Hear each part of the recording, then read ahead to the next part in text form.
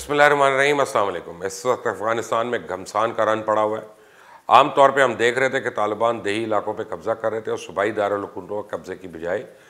इसके इर्द गिर्द घेरा तंग कर रहे थे। लेकिन अब तालिबान ने सूबाई दारुल हुकूमतों पर भी हमले तेज़ कर दिए और इस वक्त हेरात, लश्करगाह और कंदहार में शदीद लड़ाई जारी है, जबकि दारुल हुकूमत काबुल भी धमाकों की गूंज से लरज़ उठा है। और अफ़गान वज़ीर दिफ़ा जनरल बिस्मिल्लाह मोहम्मदी के घर पर न सिर्फ खुदकश हमला हुआ बल्कि 4 फ़िदायीन ने इनके घर में घुसकर शदीद फायरिंग की, लेकिन उसमें वज़ीर दिफ़ा महफूज रहे। इस वक्त अफ़गानिस्तान में आग और खून का यह खेल किस करवट बैठेगा और ग्राउंड पर क्या सूरत हाल है, इससे तो मैं आपको आगाह करूँगा। लेकिन आपने अगर अभी तक इस चैनल को सब्सक्राइब नहीं किया तो प्लीज़ कर लें और बेल आइकॉन को प्रेस कर लें। एक पुरानी अफ़गानी कहावत जो आम तौर पर सुनने में आती है ना कि अफ़गान जंग कभी हारते नहीं, क्योंकि हमेशा जंग ख़त्म होने से पहले फ़रीक तब्दील कर लेते हैं, मतलब जीतने वाले के साथ शामिल हो जाते हैं। इस वक्त कंदहार, बदख्शां, हेलमंद, हेरात और गजनी,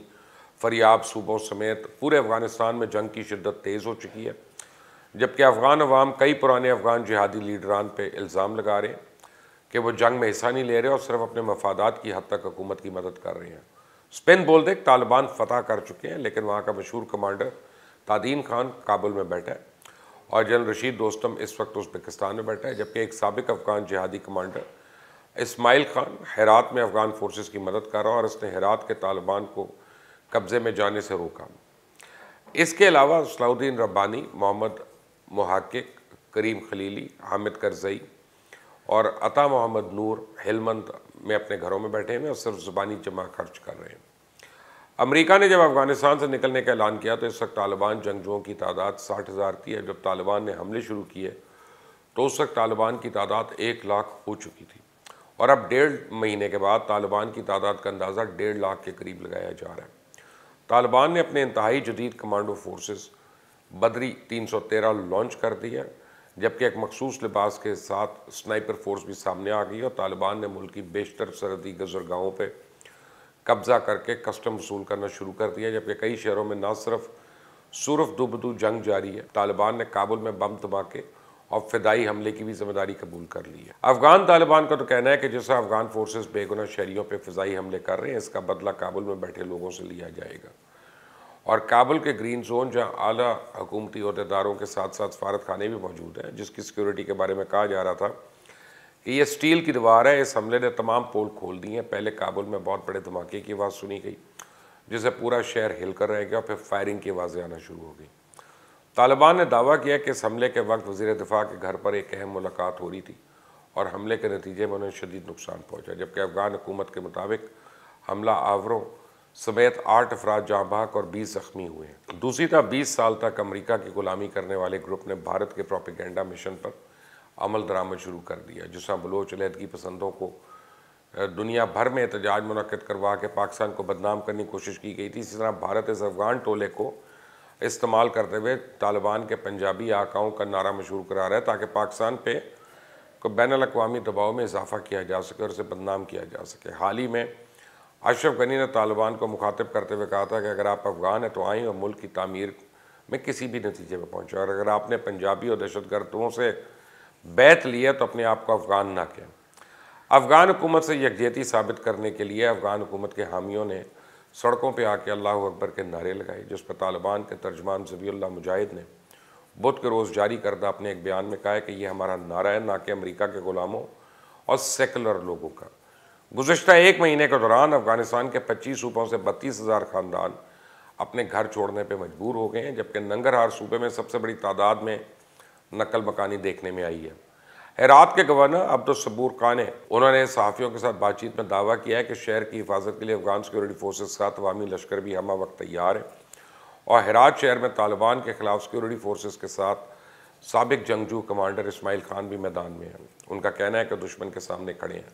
हम पूरी कोशिश कर रहे हैं कि अल्लाह की मदद से दुश्मन को शहर में घुसने ना दें। लश्करगाह जो सूबा हेलमंद का एक सूबाई दारुल हुकूमत और एक तारीखी अहमियत का हामिल है, उसमें शदीद लड़ाई जारी है। एक तरफ फ़िज़ाई बमबारी हो रही है, दूसरी जानिब ज़मीनी लड़ाई भी जारी है। लोग अपने घरों में ही महसूर है और देही इलाकों से फ़रार होने वाले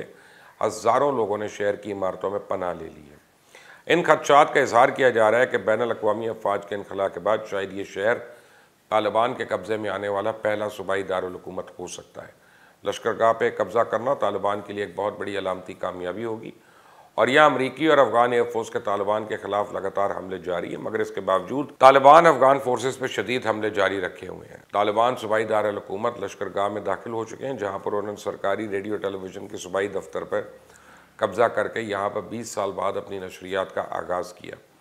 लश्करगाह में मौजूद मकामी अफराद का कहना है कि शहर के जिन इलाकों पर तालिबान का कब्जा है वहाँ हुकूमती हवाई फोर्सेस की जानिब से शदीद बमबारी जारी है, जिसमें एक यूनिवर्सिटी को भी निशाना बनाया गया। अफगान तालिबान के मरकज़ी तर्जुमान ज़बीउल्लाह मुजाहिद ने दावा किया है कि हुकूमती फोर्सेस ने इंडियन हुकूमत के फराहम करदा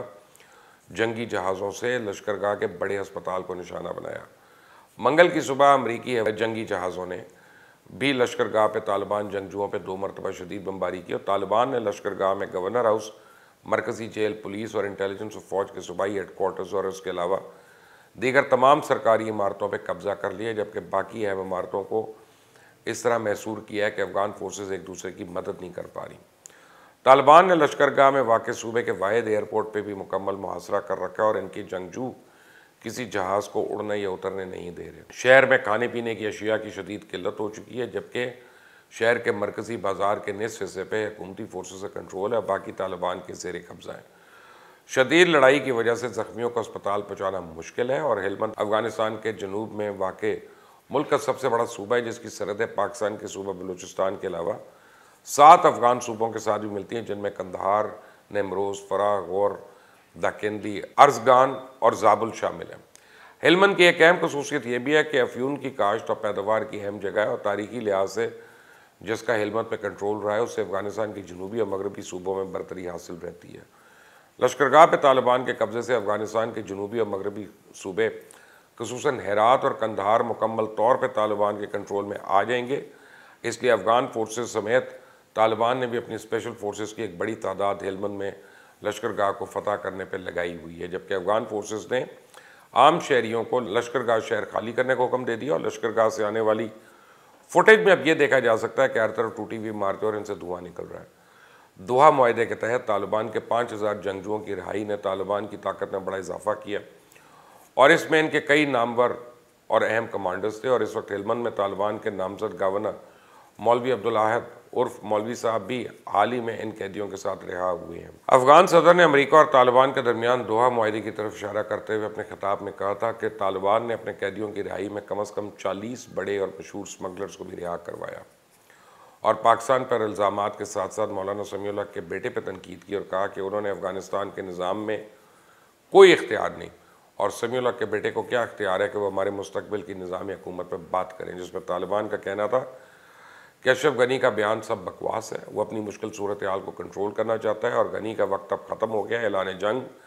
इल्ज़ामात और गलत मालूमात से उन्हें मज़ीद वक्त नहीं मिलेगा। इस वक्त तक अफगानिस्तान में 51 मीडिया आउटलेट्स बंद हो चुके हैं, जिनमें 10 हेलमंद में थे, जबकि 1000 से ज़्यादा सहाफ़ी बेरोज़गार हो चुके हैं और अफगानिस्तान में जारी जंग पर हमारी रिपोर्टिंग जारी है। लेकिन आपने अगर अभी तक इस चैनल को सब्सक्राइब नहीं किया तो प्लीज़ कर लें, बेल आइकॉन को प्रेस कर लें। अल्लाह हाफ़िज़।